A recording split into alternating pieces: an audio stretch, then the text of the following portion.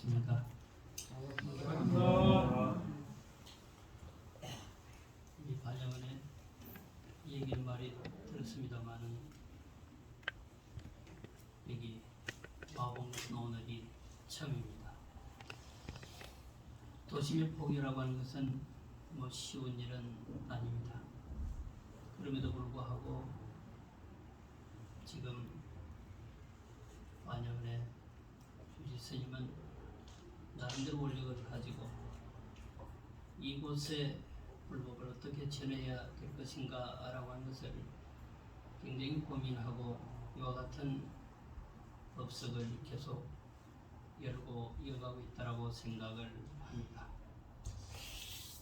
교회도 많고 성당도 있고 또한 부처님의 성전도 많은데 과연 우리가 얼마만큼 대중에게 설교 가운데 하는가라고 하는 것은 한 번쯤 생각을 해봐야 합니다.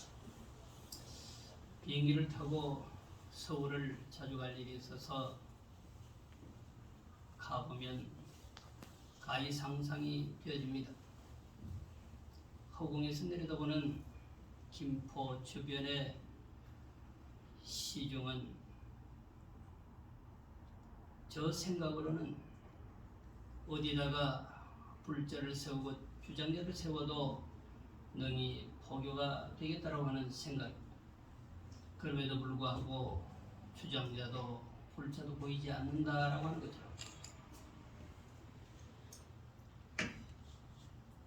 그러다 보니까 십자가는 100m가 멀다 할 정도로 계속 생기고 있는 거죠. 대형 교회든 대형 성당이든 대형 사찰이든 당연히 감당할 능력이 크다 할 것입니다마는 개척 포교당, 개척 교회, 개척 성당들이 많아야 정신적으로 선도할 수 있는 터전이 되는 것입니다. 현재는 모든 것들이 큰 것에 작은 것이 흡입되어 버리는 그런 형국이죠. 아무리 작은 포교당이라 하더라도 숫자가 많아야 한국 불교가 박혀지려고 하면 수행을 뿌리로 한 포교가 전제가 되어야 되는 것이죠. 따라서 5천만을 상대하려고 한다면 성년은 25만에서 30만 정도가 돼야 가능한 것입니다. 그것도 조계종의 올고전 수행자와 같은 그런 수행자. 그런데 우리 종단의 성년은 12,000명, 15,000명에 불과합니다. 그러다 보니까 포교당도 그 개수가 적을 수밖에 없는 것입니다. 부산이 그럼에도 불심의 도시라고 말을 하는 것은 인구에 비해서 사원의 숫자가 꽤 많은 것입니다. 제가 해인사에서 강주 소임을 내려놓고 사하에 온 지도 20년이 넘었습니다. 그때 각 구별로 바라보면 나름대로 교회와 사원의 숫자가 약간 반비례해도 비슷한 부분이 있습니다. 우리 사하는 차라리 교회의 숫자와 비교하면 사원의 숫자가 결코 적지 않았다라고 하는 것입니다. 지금은 어떨까요? 절의 숫자는 답보상태입니다. 교회 성당의 숫자도 배로 늘어난 거죠. 아무리 적은 포기당이다 하더라도 10명, 20명의 신도는 있는 것입니다. 대형 사찰이 잘 된다고 포교가 잘 될 것이다. 이건 잘못된 사고방식입니다. 대형 사원이 잘 되면 도처에 풍년에 포교당을 내줘야 합니다. 그리고 능력 있는 스님을 조건 없이 보내야 합니다. 자유롭게 4년, 8년 임기를 두지 말고 능력 있으면 끝까지 그곳에 존재하게 해야 합니다. 교회는 그 교회를 만들면 영원히 당신이 알아서 할 수 있는 교회입니다. 우리 주변만 보더라도 그럴 것입니다. 저도 해인사에서 내려와서 사하의 해인정사라고 하는 것을 제가 창건을 했습니다. 창건 유지자 주지인 거죠.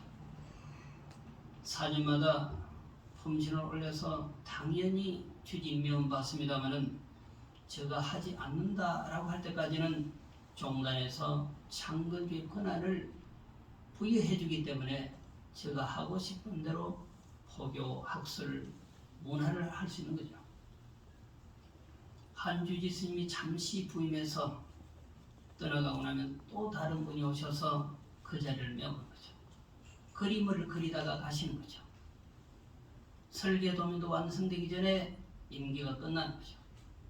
적어도 8년쯤 또 잘하면 창건주가 권한을 갖는 그런 적도 중창조로 이렇게 모시는 것이 포교 발전에 굉장한 도움이 된다라고 하는 말씀이죠. 어쨌든 우리가 좀 분발을 해야 하는 거죠. 그런 와중에 이것은 주지스님과 여러분들이 합심이 돼서 여러 가지 숭고한 법회를 내려간다라고 하는 것은 저로서도 대단히 뿌듯하고 감동을 갖게 하는 그런 기운이라 할 것입니다. 제가 71년도 출가를 해서 그 어린 시절을 법무사에서 재미있게 뛰어놀았거든요. 많이 바뀌었죠. 그렇지만 불법은 바뀐 게 없죠. 법무사도 그 자리에 그렇게 있는 것입니다. 기독교가 엄청난 발전을 했다 하더라도 불교도 대단히 큰 발전을 했습니다. 우리 조계종단의 자산이 그때 비하면 3분의 1이 늘어났습니다. 결코 줄어든 게 없습니다. 그것은 공찰의 능력도 있지만 능력 있는 스님이 사설을 만들어서 우리 종단에 공식적으로 등록을 다 하기 때문에 그 재산이 엄청나게 늘어난 거죠. 부동산으로 바라보면 그냥 값은 떨어지만 저 시골 변방의 사원이 갖고 있는 산들이 엄청난 크게 100원, 200원쯤 될 겁니다. 산 꼭대기에는 가치가 그럼에도 불구하고 그런 부동산을 많이 가진 그런 종단이 우리 종단이 된 거죠. 이제는 실질적으로 이 공간에 사는 사람의 영혼을 바꾸는 그런 포교가 필요하다라고 하는 것입니다. 불교는 어디부터 출발을 해야 될까요? 어쩌면 무상이라고 하는 것부터 출발을 해야 불교를 제대로 할 수 있다라고 말을 하죠. 부처님은 무상이다라고 하는 그런 논리 속에서 사신 분이 아니라 유상이다라고 하는 논리 속에서 사시다가 모든 것을 던져버려 출가를 하신 분이죠. 유상에서 무상을 하시면서 출가하신 거죠. 그래서 당신의 성전 속에는 무상이라고 하는 단어가 거의 다수를 차지하는 거죠. 홍이라든가 무라든가 이런 모든 것들, 연기라고 하는 말조차 제가 말씀드리고 있는 무상이라고 하는 이 단어조차가 모두 다 무상, 영원성을 보장받을 수 없다라고 하는 것과 무관하지 않는 거잖아요. 모든 것이 영롱할 거라고 생각했는데 살아가면 살아갈수록 영롱하지 않다라고 하는 거죠. 시당초 영롱하지 않다라고 하는 사실을 인지해야 하는데 그런 기회를 못 맞는 거죠. 결국 29살 때 유상이 아니고 무상이다 라고 하는 것을 아시고 출가를 한 거죠. 그래서 오늘은 약간 무상에 뿌리를 두면서 본문의 주제를 이와 같이 설정을 해봤습니다. 내가 지금 길을 헤맨다면 오늘 여러분들과 짧은 시간이지만 함께할 본문의 주제가 그렇습니다. 내가 길을 헤맨다. 내가 어느 날 길을 헤맨다고 한다면 그 누가 나에게 그 길을 안내해 주겠느냐라고 하는 것입니다. 평소 같으면 그렇게 해도 내가 잘 찾아가던 그런 길이죠. 어느 날 내가 눈이 보이지 않는다고 한다면 그 누가 나에게 눈이 되어 주겠느냐 말이죠. 그렇게도 잘 보이던 나의 눈이 말이죠. 어느 날 내가 걸을 수 없는 상황이 온다고 한다면 그 누가 나에게 다리가 되어줄게. 어느 날 내가 먹을 수도 마실 수도 없는 상황이 온다면 그 누가 나에게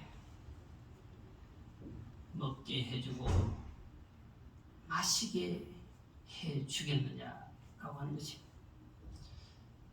가을이 깊어갑니다.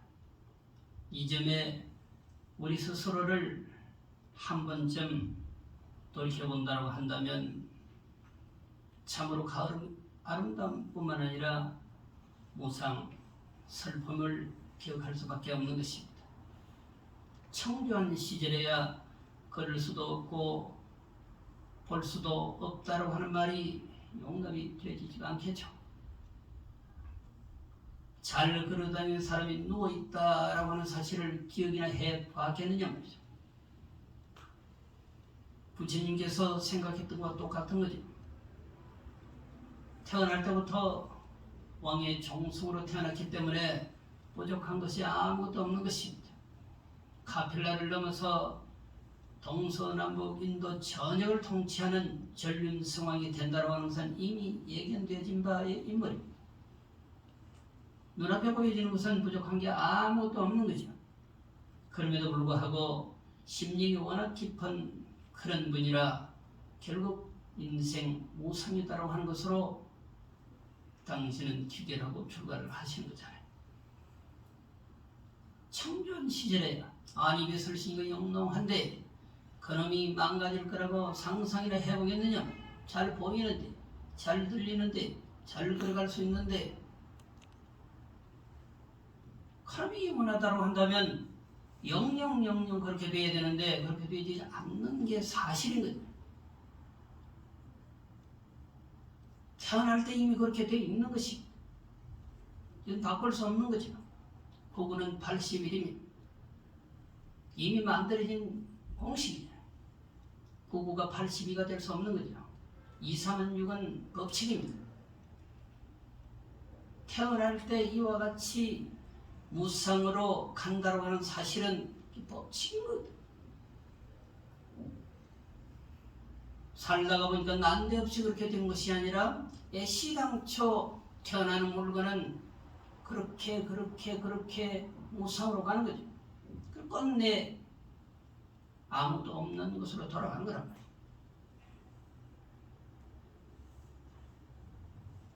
이와 같은 영롱한 논리를 태어나면서부터 영혼이 선백하면 바로 알 일이잖아요. 우리는 영혼이 선백하지 못하기 때문에 어떤 기회를 만나서 알게 되는 거죠. 어떤 인연을 만나서 알게 되는 거죠. 인연을 만나도 터치가 부족하면 영영이 헤매는 것입니다. 꽃은 피고 싶은데 봄이 와야 피죠. 봄이 와도 모든 일조의 조건들이 맞아야 피는 거란 말이죠. 터치해줄 사람도 있어. 터치를 받고 싶은 사람도 있어. 그런데 각각 따로 놀면은 능자와 소자가 각각 따로 놀면 영영 피어날 수 없는 것입니다. 종자가 아무리 현실하다 하더라도 태양의 광명을, 달빛의 광명을, 사람의 뒷면을 기다려야 가능한 것입니다.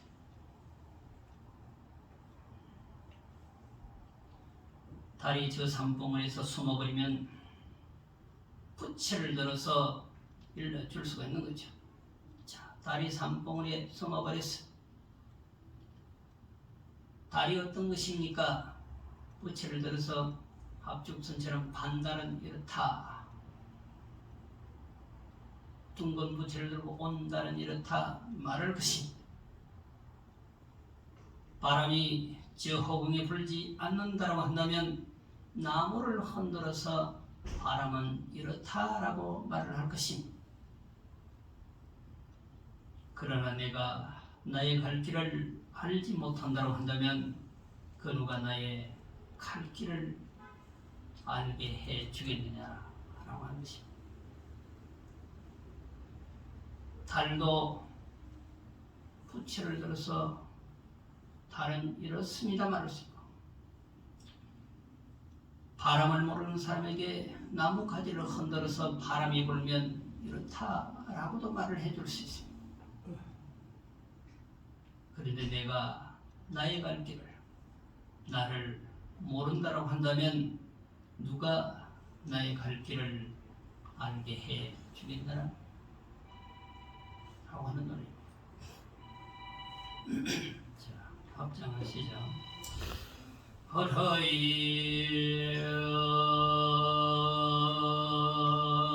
것은 서봉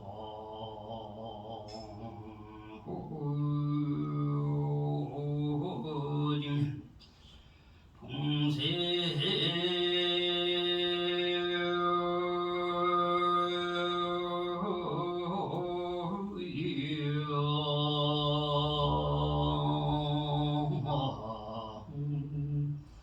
동소 차감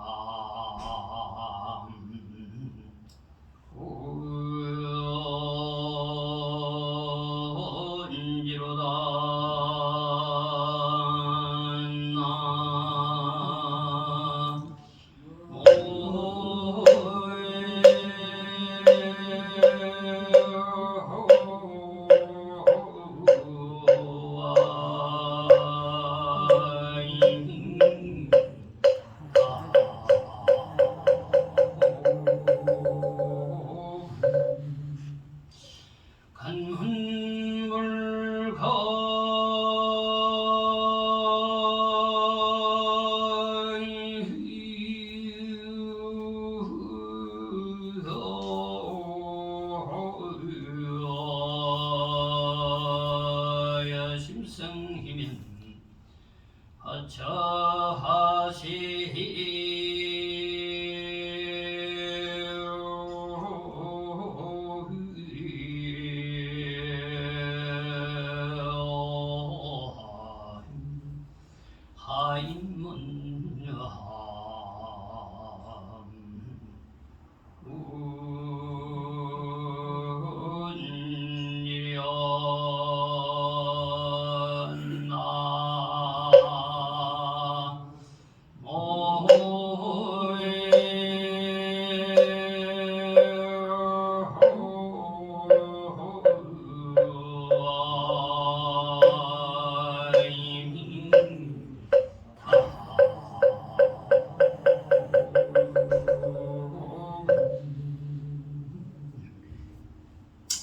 사실은 저희 해운대 인연이 깊습니다만은 해운대에 어떤 사원에 와서 법문을 한 것은 저 기억에 처음인 듯 합니다. 조금 전에 말씀드렸던 것처럼 이렇게 저렇게 비유를 들어서 설명해 줄 수 있고 그 설명해 줌으로 인해서 알아들을 수 있다고 한다면 다행한 일인데, 아무리 설명을 하고 설명을 해도 알아들 수 없다고 한다. 또 설명을 해 줄 사람이 없다고 한다면 어떻겠느냐라고 하는 것입니다. 사원도 좋고 주변도 영롱한데 법을 일러줄 선임이 없다고 한다면 얼마나 슬픈 일이냐 말이죠. 따라서 여러분들은 참으로 행복한 존재자다. 요새 주지 스님의 능력과 폭의 원력 때문에 그런 거죠. 묻고 싶어도 가고 싶어도 갈 수도 없고 물을 수도 없다고 한다면 참으로 슬픈 거죠. 내가 밥을 사 먹을 수 있는 거죠. 목이 마르면 물을 마실 수 있는 것입니다. 법을 묻고 싶은데 법을 물을 곳이 없어 신앙을 하고 싶은데 신앙할 공간이 없어. 얼마나 불행한 일이냐면 그런 측면에서 여러분들은 참으로 행복한 존재다. 그렇게 말씀을 드리는 것입니다. 원래 그 스님은 서부지며 탈이 숨었는데 부채를 들면 그 누가 알지 못하겠느냐. 알게 할 수 있다. 풍식동수면 자가요로다. 그냥 바람이 없다. 어떤 게 바람입니까? 하면 나무를 흔들리면 알 수 있다. 감문하느니 감히 물어보느니 불가기와 심성이면 그대의 심성을 깨달지 못했다라고 한다면 하처하시 하인문이려 어느 곳에 어느 때에 어느 사람에게 물을 것이냐. 앞에 말은 비유이고 뒤에 말이 정설인 거죠. 이 말을 하고 싶은 거죠. 이 시는 저가 지은 시입니다마는 부처는 항상 이런 스타일로 검을 합니다. 네 귀절의 개성을 읊으시면은 두 귀절은 비유이고 뒤에 두 귀절은 당신이 하고 싶은 말을 하는 거죠. 나를 가르친다. 바람을 날게 한다. 그대 마음을 모른다라고 하면 어떻게 해야 되나? 이거죠. 결국은 누군가 그 영롱한 영혼을 깨워줄 존재가 필요한 거죠. 오늘 기사를 보니까 왜 목사는 그냥 목사, 신부는 그냥 신부, 이런. 왜 성녀들만 자꾸 스님 하냐고 그러더라고. 그것도 엄청난 복이잖아. 스님의 스승님이잖아. 스님의 스승님이죠. 스승사찬. 근데 왜 목사는 목사님도 잘 안 붙인대. 기자들이 목사님, 신부님은 스님만 계속 스님한테. 그 뭘까요? 목사의 신부의 능력은 고도의 수행자가 아니라도 능히 감당할 수 있는 것입니다. 영혼을 일깨주는 작업은 고도의 수행을 통한 수행자가 아니면 일러줄 수 없는 것입니다. 배가 고픈 사람 밥 줄 수 있는 거죠. 목이 마른 사람 물을 줄 수 있는 거죠. 그거는 누구나 다 할 수 있는 거라. 목이 말라서 죽고 싶은 것이 아니라, 배가 고파서 죽고 싶은 것이 아니라 마음의 갈증 때문에 죽고 싶은데 이걸 누가 해결해 주냐. 그걸 감당하는 자가 바로 부다의 제자잖아. 또한 여러분들인 것이죠. 감히 물어본단 말이죠. 저 스스로에게 물어보는 것이 그대의 심성을 깨달지 못했다고 한다면 어느 곳에 어느 때에 어떤 사람에게 물어야 하느냐. 그만큼 선지식은 중요하고 그만큼 스님은 중요하다. 여러분들 마음에 스님들의 모습이 조금 역으로 비껴난다 하더라도 다른 건 보지 말고 그분에게 가서 물을 딱 하나, 당신의 영혼을 위해서 찾아가고 있는 것이요.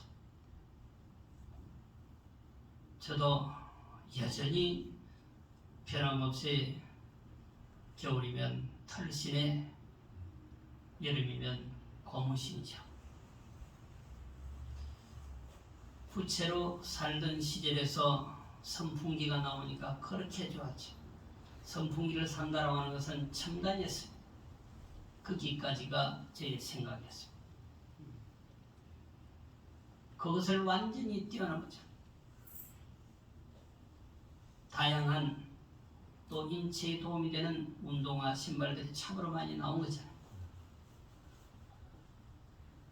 선풍기를 지나서 에어컨의 시대가 온 것입니다. 제가 메고 다니는 걸망도 이제는 다양한 모습으로 많이 나오는데 여전히 저는 그 털을 못 벗는 거죠. 털신에, 흰 고무신에 그냥 무명으로 만든 처음에 우리 스님이 주었던 그 걸망을 못 버리는 거죠. 이런 것들은 시대의 흐름에 조금씩 변할 수 있는 것입니다. 굳이 그것이 아니라도 자, 스님이 걸어다니는 것 옛날에도 그랬죠. 능력이 돼도 가마를 탈 수 있지만 가마를 타지 않고 걷는 게 그게 스님이죠. 걸을 수 있다면 그것이 자가용이잖아요. 국사왕사는 왕이 타는 수레를 타는 거죠. 그렇지만 국사왕사가 때로는 그냥 걷는 거죠. 스님이 좋은 차를 탄다, 비싼 차를 탄다 라고 하는 것에 여러분들이 눈이 홀릴 필요는 없습니다. 고도의 수행을 한 어른 스님, 이 시중에서 그 역할을 해야 되는 스님은 좋은 차를 사주는 게 맞습니다. 제대로 전쟁터에서 승리를 거두기 위한 전투 조종사가 하나 만들어지는데 기본적으로 20년이 걸리는 거죠. 20년쯤이면 소령, 중령쯤 갈 것입니다. 이제 이 사람이 싸움을 할 줄 압니다. 그저 계급장 가지고는 싸움을 할 수 없는 거죠. 북한은 10년에서 8년 정도 근무를 합니다. 일반 병사가. 이제는 모든 것이 좋아지니까 이제 6년으로 김정은 씨가 낮춘 거죠. 5년으로. 우리는 2년을 근무하지 않습니다. 전투 요원이 될 수 없습니다. 따라서 향토 예비군이 도리어 전투 요원이 되는 것입니다. 겨우 총 잡는 기본기만 배우고 싸우는 기본기만 배우고 전역을 해서 향토 예비군을 합니다. 이걸 자랑으로 생각합니다. 대한민국의 누구도 통수권자도 300만, 400만 향토 예비군을 북한에서 더 두려워한다라고 말을 하니까 그때서 제대로 전쟁터에서 정쟁할 수 있는 전투 비행 조종사를 하나 만들었는데 20년이 걸리는데 올고전 수행자 하나 제대로 만들어내려고 하면 얼마나 걸리겠니? 누가 투자해 준 적도 없어. 포교사단이라고 우리 종단에서 이렇게 만들어서 포교에 진력하도록 해준 게 얼마나 고마운 일이냐. 그럼에도 불구하고 돌이켜 생각해보면 그런 마음은 있어도 직접 수행자에게 도와드리지 못한 것이 아마 마음에 계속 남을 수도 있거든요. 그 수행자는 출가함으로써 그 누구의 도움도 받지 않고 자기 혼자 커가고 있는 거죠. 마치 숲속에 그냥 흐르는 물처럼, 숲속에 그냥 그렇게 자라는 나무처럼 그렇게 혼자 수행하고 혼자 수행해서 대중을 상대할 수 있는 어른이 됐어요. 그분이 그냥 조그마한 티코 마티즈 타고 가다 빡치게 되면 누가 보상을 해요? 누가 보상을 해요? 우리는 큰 인재를 잃는 거잖아요. 제가 잘 아는 스님이 운전을 하고 가다가 교통사고 나서 만신창이가 돼서 이게 보상이 안 됩니다. 보험도 제대로 안 돼요. 세상 같으면 직급에 따라서 뭔가 보상의 규정이 있는데 스님이 직업이 없으니까 본사 주직급인데 이게 규정이 없는 거예요. 월급 받은 것도 없고 직함도 정상적으로 없고 마침 이분이 예인이라 그림도 잘 그리고 글씨도 잘 끝까지 소송을 해서 돈 받아내는 거예요. 지도층의 사람이라고 하는 것은 성속을 막론하고 종교의 대상이 될 수 있는 거죠. 그 중에서도 수도자는 더 해야 함에도 불구하고 우리들조차도 그렇게 모시지 않는 부분인 거죠. 가마 타는 시절에 구르마를 타던 시절, 자전거의 시절이 지났어요. 이제는 자동차에 흔히 말하는 마이크 시대가 지난 지가 언제입니까?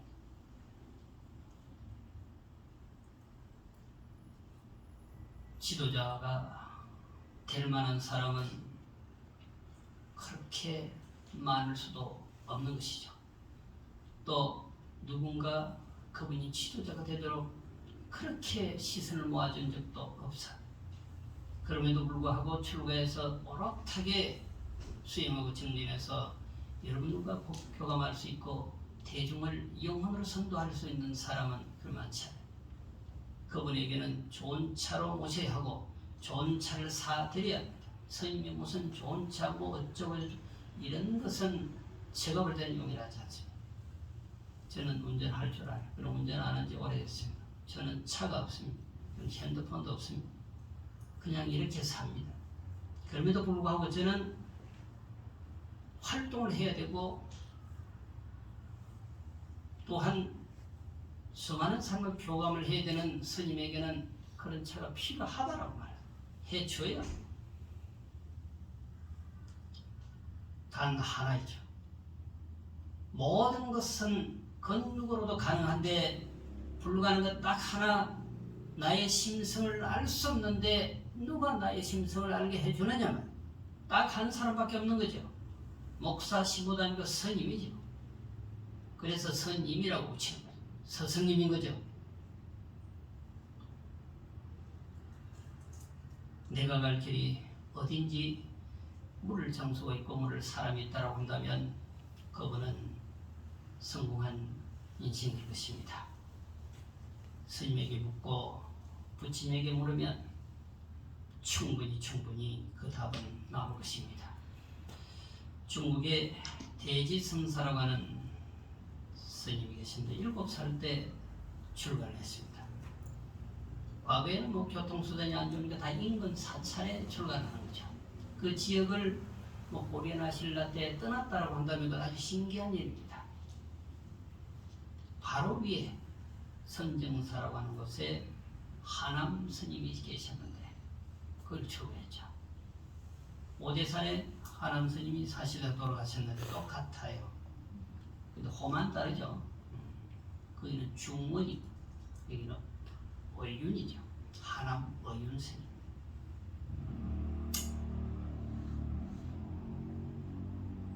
이 대지선사가 지금 출간해도 하남 스님 보니까 기특해. 뭔가 연골이 있어요. 응? 연골이 있어. 그래서 불러다가 이제 시자를 시키면서 이 말 저 말 장난도 쳐오고 또 때로는 먹거리도 주고 그래서 하루는 아무리 봐도 신기하거든. 응? 통도사 가면 요사이 가장 젊은 사미들이 제일 많이 삽니다. 자기들끼리 아는 것 같더라고. 13, 4 출가하면은 통도사 강원을 가야 되고 자기들끼리 흐름이 있는지. 지수라고 하는 스님이 있는데 우리 자성 스님의 손자 시범이더라고. 얼마나 재빠른지 몰라요. 세상에서는 다 보호를 받아야 되는데 본인이 후배를 보호하는 입장이라고 해요. 3학년, 4학년 되니까 1학년, 2학년, 50, 60 된 사람 들어와도 본인이 리드를 하는 거죠. 그럴 리가 있겠나 하지만 세상은 그렇게 가는 거죠. 7살 때 뭘 알아서 출가할까? 13살, 4살에 뭘 알아서 출가할까? 그게 사고방식이 잘못된 거죠. 불교는 단멸이 아니에요. 생과 사가 나눠지는 게 아니라 생사는 둘이 없다고 보는 거죠. 죽음은 또 다른 태어남으로 보는 거죠. 태어났으면 죽는 거고 죽으면 또 태어나는데 원형을 그리는 거죠. 80살에 내가 죽었다. 그럼 이제 49일 지나면 태어난다. 81살이라고 생각해. 왜 1살이라고 생각하냐고. 그러니까 13살, 4살 먹는 이제 사미성이 50아 이제 사미계를 갖고 온 이제 후배를 리드하는 거죠. 내가 불러서 물어봤지. 공부가 재밌냐? 그러니까 지수스님 재미가 별로 없대. 무엇이 먹고 싶냐? 피자가 제일 많이 먹고 싶대. 아주 단순하대. 그럼에도 영혼은 완전히 박혀가는 거거든요. 왜? 그 공간 자체가 다른 거예요. 우리가 어느 곳에서 사는가라고 하는 것은 미래의 당신의 살림살이를 밀어볼 수 있는 것이죠. 그 산에 산다. 세상에서 무상이 뭔지 모르지만 어쩌면은 무상을 29살 전에 부처님도 알기 이전에 알 수도 있다. 요 대지선사가 그래. 선정사에 출가를 했는데 하남 스님하고 기연이 되니까 하남 스님 불러다 시자를 시키는데 어느 날 보니까 기특했어. 그래서 벽장 속에 만두 2개를 딱 줬어. 얼마나 먹고 싶었든지 그 만두 2개를 한 입에 집어넣어요. 통째로. 그래서 너가 이름이 뭐라고 그랬지? 예. 저 이름이 본래 만두였습니다. 그러거든. 그래. 만두를 먹어버렸어? 그랬지. 예. 큰 고기가 작은 고기를 먹는 것은 당연한 일이죠. 자기는 큰 만두, 스님께서 준 만두 중에 작은 만두라는 거지. 큰 만두가 작은 만두를 먹어버린다. 그래. 2개를 먹었는데 그 2개 중에 어떤 만두가 더 맛있던 거 그래. 2개가 한꺼번에 들어갔잖아. 낚시를 딱 내려보는 거죠. 그때부터 낚시를 내려보는 거죠. 스승이. 근데 기가 막힌다고 합니다. 그 말이 떨어지기가 무섭게 큰 스님 2 손이 마주쳐서 소리가 났는데 오른쪽 손에서 소리가 났습니까? 왼쪽 손에서 소리가 났습니까? 딱 이렇게 앞뒤 거두절미하고 이것만 가지고 말을 하면 손뼉 소리가 났는데 어느 쪽에서 났느냐라고 하는 논리면 되지만 앞에 이유가 있잖아요. 그러니까 이 하남 스님이 이놈이 연골이 보통이 아닌 놈인 줄 안 거죠. 그래서 야, 너 만두라고 했지? 예, 저 만두입니다. 그 만두는 안 되겠다. 오늘부터 너의 지혜가 가상함으로 소지선사라고 하자. 적을 소자, 지혜 지자. 어린 동자의 축출한 지혜라고 이렇게 생각했는데 스님 저 소지 안 하랍니다. 왜? 만두가 더 좋으냐? 그게 아니고 하면 대지로 하지 무슨 소지로 합니까? 그러냐? 큰 지혜. 낚시를 내렸는데 제대로 딱 물어버린 거잖아요. 낚시 바늘이 있는 게 아니야. 낚시 바늘이 있으면 뭐 상처만 나겠지. 낚시가 없는데 뭐 바늘이 있겠나만 제대로 걸려들었는데 제대로 교합이 된 거죠. 그래. 어린 소년 지혜가 축출하므로 당신은 그래. 어린아이의 지혜가 축출하구나 하고 소지라고 하자 그랬는데 저 소지 안 하랍니다. 그럼 저 대지로 해주십시오. 큰 대자 지혜제처럼 하자. 이놈이요. 보통 하면 그래 그러면 대지로 하자. 그렇게 해서 자기가 자기 이름을 이미 지어버려요. 그야말로 축출한 인물이 대지선사는 돼서 저가 지금 기억하는 존재자잖아요. 큰 스승 밑에 큰 인물이 나야 하는데 의외로 큰 스승 밑에 큰 인물이 안 나는 경우도 많죠. 그래서 우리는 부정적으로 말할 때 큰 나무 밑에는 작은 나무가 자라지 못한다 그렇게 말하는 거죠. 좋은 의미로 보면은 큰 나무 밑에 결국은 동양이 될 만한 나무가 난다라고 말하고 그러지 못해서 경우에 근세의 6, 70대 정화 이후로 우리 종가의 어른들께서 의외로 당신과 비등한 인물을 만들어내지 못한 분들이 매우 많습니다. 그건 그렇게 말해야 할 것입니다. 큰 나무 밑에 작은 나무가 자라기 힘들었다라고 말해야 할 것입니다. 근데 지금 나오지 않는다고 나오지 않는 건 아닐 것입니다. 수많은 제자들을 교감했기 때문에 기원이 되면 10년, 20년 뒤에라도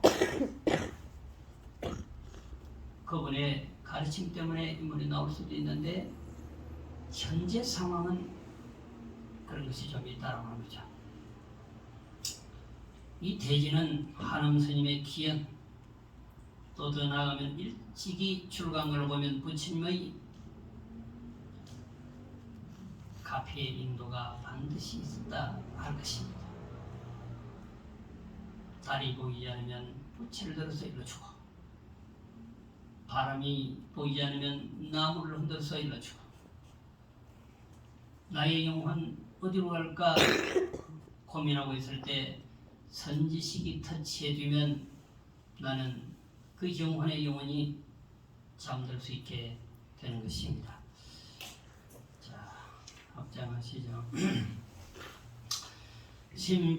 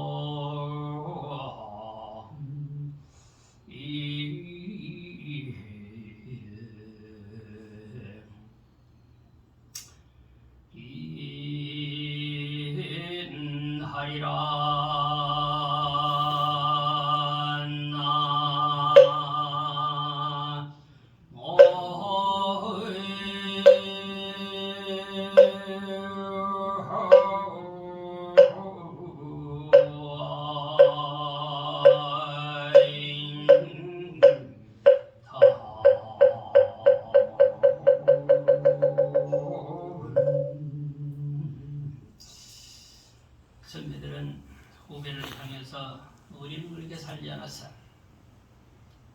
우리는 하루 한 끼도 먹기 힘들어서. 그러면 현재 우리는 후배를 보고 뭐라고 할까요? 또 그 후배는 당신의 후배를 보고 뭐라고 말을 하겠네요. 세상은 이와 같이 현실적으로, 물질적으로, 재정적으로 매우 넉넉해졌습니다. 대한민국을 기점으로 했을 때. 그럼에도 불구하고 우리의 영혼이 어느 정도 수준이냐라고 하는 것이죠. 서울에 가서 저는 보고 깜짝 놀랐습니다. 여전히 60년대의 신앙의 형태를 벗어나지 못해요. 신앙의 형태를 벗어나지 못한다. 이게 무엇을 의미하느냐? 의식의 수준이 정당되어지지 않았다. 서울 경기도 쪽에 스님들이 저희 이 얘기를 들으면 기분 나빠할 수도 있는데 여전히 기본적 신앙에서 신도들을 상대한다라고 하는 것입니다. 기도가 우선이고 제사 천도가 우선이게 되어버린 거죠. 그래서 신도들은 어디 가서 기도할까, 어느 절에 가서 제사를 지내고 천도제를 지낼까, 여기에 포커스가 맞춰져 있는 거죠. 불교가 정녕 그런 것이었네 말이죠. 영혼을 인도한다라고 하는 것은 살아있는 사람의 영혼이나 죽어있는 사람의 영혼은 둘이 아닌 거죠. 그 심성을 깨닫게 하는 것은 결코 살아있는 사람, 죽어있는 사람이 구분되어질 수 없는 거다 말이죠. 단순히 육체적으로 제사를 지내고 천도제를 지낸다라고 하는 것은 생각을 달리 해봐야 하는 거죠. 보편적 신도들이 그렇게 생각을 하는 거죠. 그래서 어쩌면 서울 경기가 모이는 곳에 신도는 좀 모인다 하더라도 천주교 신자만큼도 그 숫자가 되지 않는다라고 하는 논리가 계속 나오는 거죠. 서울에서 불교는 신자수로 말하면 3위권에 들어간 지가 오래됐다고 하는 거죠. 저는 그렇게 생각하지 않거든요. 표현하지 못하는 미표현적 신도가 불교 신도가 매우 많습니다. 말을 하지 않는, 응답하지 않는 신도가 매우 많은 거죠. 2천만은 제가 볼 때는 어렵고 1,500만은 여전히 대한민국의 불자가 존재하는 것입니다. 60대, 70대, 80대, 90년대 정도의 수준에서 의식 수준이 좀 바뀌어져야 되는 거죠. 지나치게 수행을 강조하고 이상적 불교를 강조하다 보면 신앙심이 떨어져서 사실은 포교당을 경영하는데 또한 어려움이 있습니다. 내가 알면 것뿐이지 깨달으면 부처인데 이런 논리로 가면 기본적 신앙의 가치가 괴멸되어 버리잖아요. 그런 순간만 그런 정도의 의식 수준이라고 한다면 기본적 신앙이 반드시 충실해져야 하는 거예요. 신의 행정은 떨어질 수 없는 것입니다. 믿음이 뿌리가 되지 아니하면 영롱한 깨달음을 얻을 수가 없는 건데 오로지 거기에다 포커스를 맞추다 보면 믿음은 도망가고 없는 거죠. 죽음을 말할 때 생이 도망가고 없느냐 말이죠. 생을 말할 때 죽음이 도망가고 없느냐 말이죠. 생사는 불이라고 했잖아요. 노자도 생이 불생이요 사이 불사라고 해서 태어나도 태어난 게 아니고 죽어도 죽은 게 아니라고 말했다고.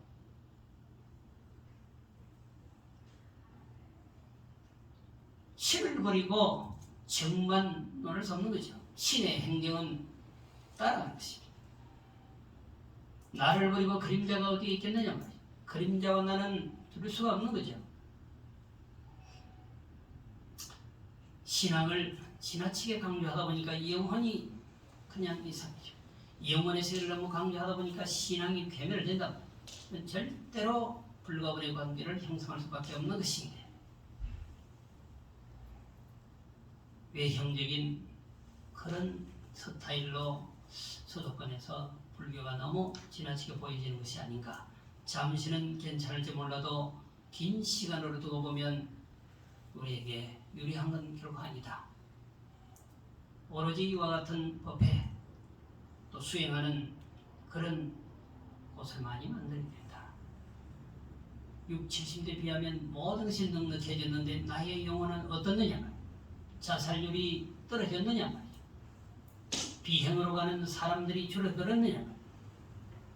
그렇지가 않잖아요. 상담사는 더 늘어나고 터치하고 싶은 사람은 더 늘어남에도 불구하고 사람을 갈피를 못 잡는 거다 말이에요. 그럼 왜 그럴까 말이에요. 물질은 넉넉한데 영혼이 비굴하게 그지없다라고 하는 거 아니겠어요. 신빈미시빈이라 근데 육체적으로 가난한 것은 가난한 게 아니라고 말하고 있는 거죠.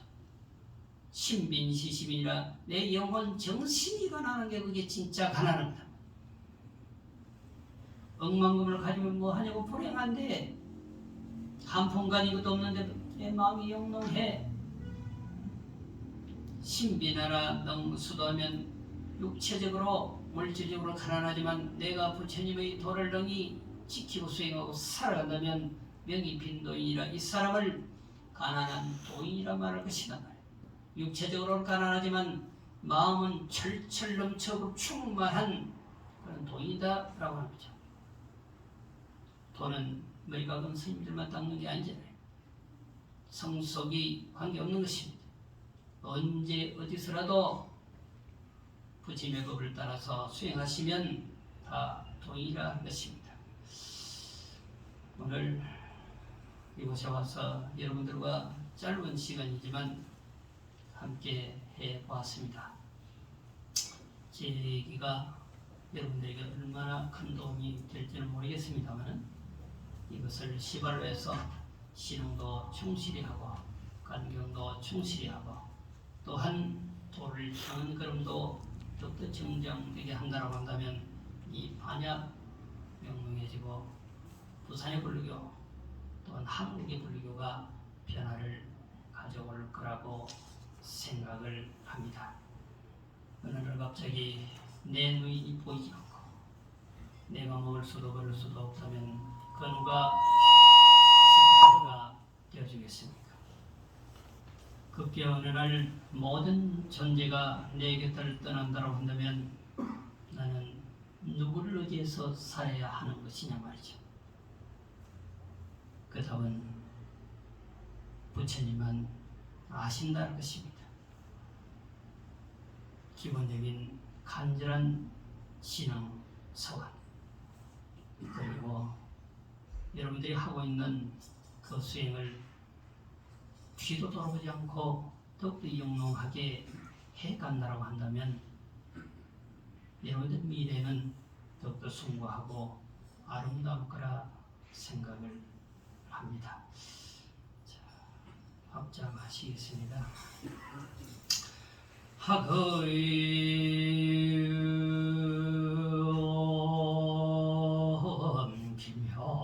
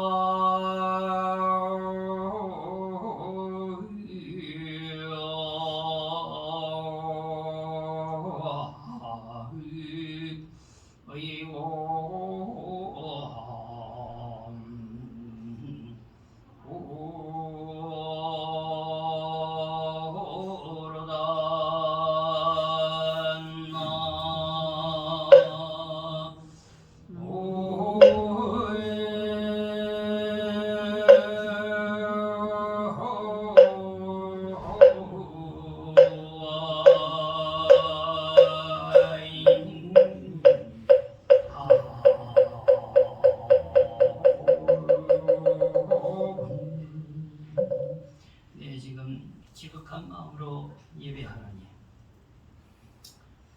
더 이상 없는 법왕 중에 법왕이시오. 더 이상 없는 대자비 대희사이시오.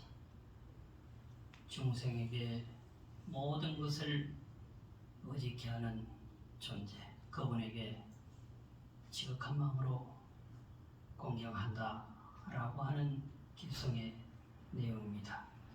부처님을 의지하고 진리를 의지하고 스님을 의지하고 또한 부처님을 따라 영롱에 사는 그런 불자가 되기를 바라면서 제 얘기는 여기서 마치겠습니다.